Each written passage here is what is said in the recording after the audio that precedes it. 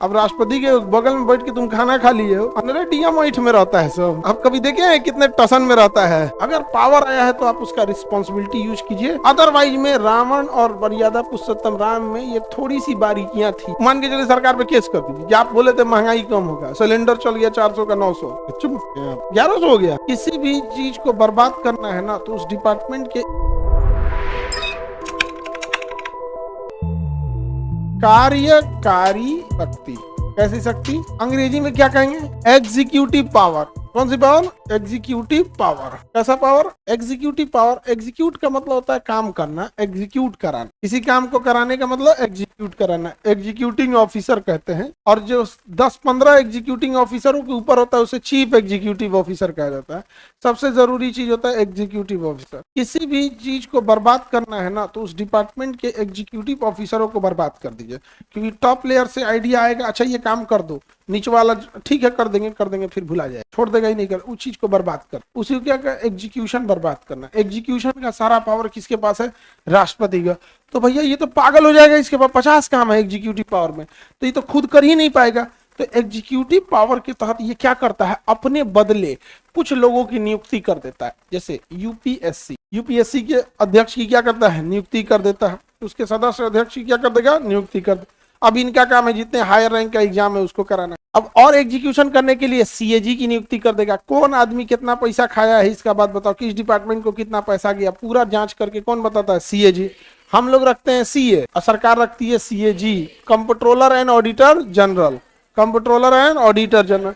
आपके हर एक पैसा का हिसाब किसके पास है? हम लोग के पैसा या सरकारी पैसा? सरकारी पैसा का A to Z हिसाब किसके पास है? सीएजी के पास है। ये कौन नियुक्त किया? राष्ट्रपति नियुक्त किया। यहाँ पर अटॉर्नी जनरल नियुक्त कर देते हैं। एक वकील होता है जो सरकार का केस लड़ता है, तो उसे कहते हैं अटॉर्नी जनरल।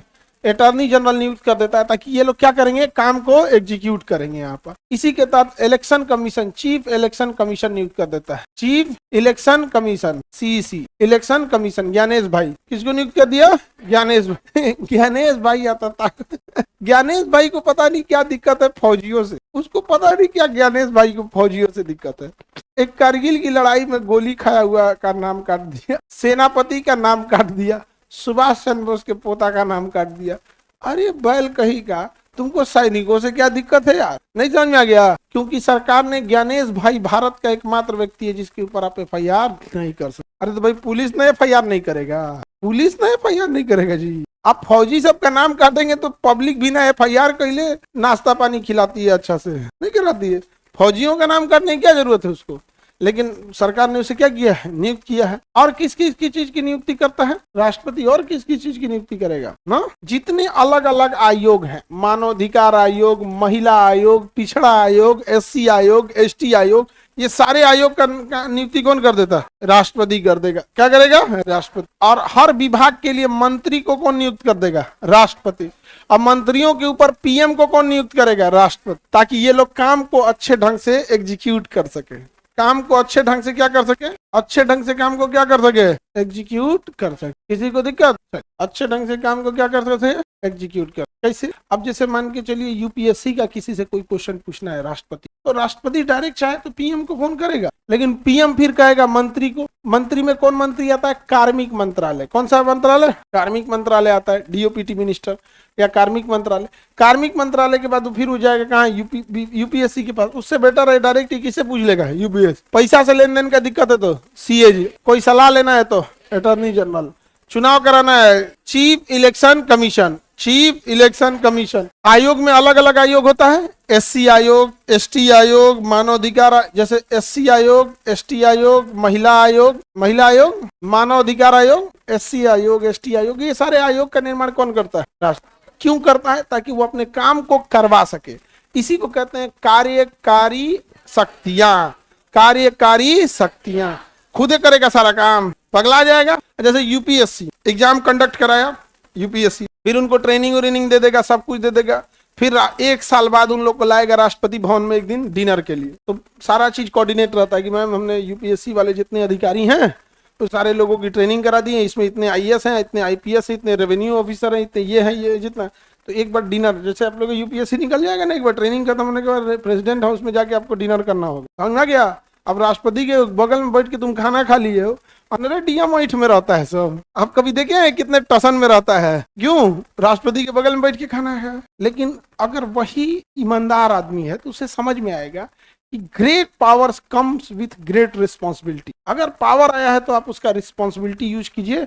अदरवाइज में रावण और मर्यादा पुरुषोत्तम राम में ये थोड़ी सी बारीकियां थी। राम जी के पास भी अथाह ज्ञान और पावर था, रावण के पास भी अथाह ज्ञान और शक्तियां थी। बस एक चीज समझ में आ गया, उन्होंने इसका रिस्पॉन्सिबिलिटी लिया और वो उसने मिसयूज किया। किसी भी शक्ति का आप देखिएगा मिसयूज नहीं किया, क्या कभी? तो great powers with great responsibility. लेकिन ये लोग भूल जाते हैं। तो कार्यकारी शक्ति समझ में आ रही है? क्या होती है कार्यकारी शक्ति? काम कराने की शक्ति, कार्यकारी शक्ति। इसके लिए अलग अलग डिपार्टमेंट बनाना जरूरी है कि नहीं है? Any problem? कार्यकारी शक्ति में किसी को दिक्कत? SC ST केस में भी बहुत सारी चीजें ऐसा होता है। देखो भाई, हमको एक बात बताए तुमसे, समझ देगा। घरेलू हिंसा का एक मुख्य कारण बता दिया आपको। जब पसंद नहीं रहेगा तो घरेलू हिंसा चलती रहेगी। क्योंकि जब आपको पसंद नहीं है तो आप सोचिएगा एक लेके अलगे रहते हैं, हमारा पर्सनल चीजें पूरी होती रहे, हमारा शॉपिंग पूरा होते रहे, हमारा ही होता रहे, बाहर में जाए घर। उसी तरह SC ST एक्ट का जब तक जात रहेगी तब तक SC ST एक्ट रहेगा। ये जात खत्म काहे नहीं करता है? हमरे पे फर्जी हो गया यार, खत्म करो जात पात। और जितने SC ST हैं लोग, वो लोग को भी कहते हैं यार तुम अपने नाम के आगे भी तुम ऊंचा ऊंचा नाम जोड़ो ना। भारत में सबसे ज्यादा ऊंची जात कौन थी? आर्य। आर्य आए कहां से? ईरान से। आर्य कहां से आए? ईरान। मध्य एशिया, ईरान के आसपास से कौन है? आर्य। आर्य आके पंजाब और हरियाणा में आके बसे। उसके बाद उन्होंने वेदों की रचना किया। अपने नाम के आगे जोड़ लो ना, आर्य, शुद्ध आर्य जोड़ लो, द ओरिजिन फ्रॉम मध्य एशिया, मतलब अपने हिसाब से जो ठीक लगे। अगर ऐसा करोगे आने वाले 20 साल में डाइल्यूट हो जाएगा, कोई पता नहीं चलेगा कौन क्या है, नहीं समझे? और हर पीढ़ी आगे जाके माइग्रेट करके बसती है। जैसे आप लोग अभी अपने गाँव के हैं, जॉब होगा, फिर धीरे धीरे आप अपना शहर से जिला में आके घर बना लीजिए, नाम के आगे आपका ओरिजिनल आर्य, नहीं समझे? ये सब जात पात से दूर रहना, ये सब अच्छी चीज नहीं है। हाँ? महान्यायवादी अटॉर्नी जनरल वकील होता है, केंद्र सरकार का वकील। केंद्र सरकार पर केस कर दीजिएगा ना कि हमें 15 लाख रुपया दीजिए, 15 लाख जो बोले थे दीजिए, केस लड़ने कौन आएगा? महान्यायवादी। अंग्रेजी में अटॉर्नी जनरल लिखे तो है AG। आर्टिकल 76 में पढ़ना है, उसको समझ में आ गया कि नहीं गया? तो सरकार का क्या होता है? वकील होता है। अब जहां कह दीजिएगा गंगा साफ हो गया, दम दे आएंगे वो केस लड़ने के लिए। तो बोले थे ना इससे साफ होगा, तो जहां बोल देंगे तुरंत हो जाएगा। आप मान के चलिए सरकार पे केस कर दीजिए, आप बोले थे महंगाई कम होगा, सिलेंडर चल गया 400 का 900, चुप 1100 हो गया। सबसे देर तो बयाना कहीं पगलाई ले सोना, सोना बहुत महंगा हो गया, चांदी भी महंगा हो गया। और बेचारा सब लड़की सब टेंशन में, किसी का गहना बना नहीं। क्या लड़की लोग समझो ध्यान से। अब एक बात बताओ, APJ अब्दुल कलाम अगर 1 करोड़ का हार पहन ले तो लोग उस हार को देखेंगे कि APJ अब्दुल कलाम को? तो समझो, अगर आप कुछ भी नहीं हो ना, कुछ भी नहीं हो, तो आपको एडिशनल खूबसूरती बढ़ाने के लिए सोना चांदी पहनना पड़े। नाम के आगे SDM, DSP, DM, SP, additional commissioner, ये सब जुड़ा रहेगा ना, ऑटोमेटिक वो सुंदरता बढ़ा देगा। जरूरत ही नहीं है आपको, और आपको खुद खराब लगेगा। जैसे मान के चलिए आप DM बन गई तो क्या कहिए, ये हार पहन के ऑफिस थोड़े जाएंगे, है ना? ये फालतू लगेगा। सोचिए, बनते आपकी सोच बदल जाएगी। और अगर आप कुछ भी नहीं है तो हार पहन ले ही पहन ले, आप समझिए मेंटेलिटी आपकी खुद ही बदल जाएगी। आप ही बताओ, आप में कोई SP बन जाएगी, यहाँ स्टार दिखेगा कितना? 3। वो 9 लाख का बाप है। मुझे 9 लाख दिला दे गाना है ना, अरे तोरे 9 लाख का बाप है, समझा गया? तो आप 9 लाख मत मांगिएगा, गया जमाना। वो कंधे पे कितने? 3 स्टार।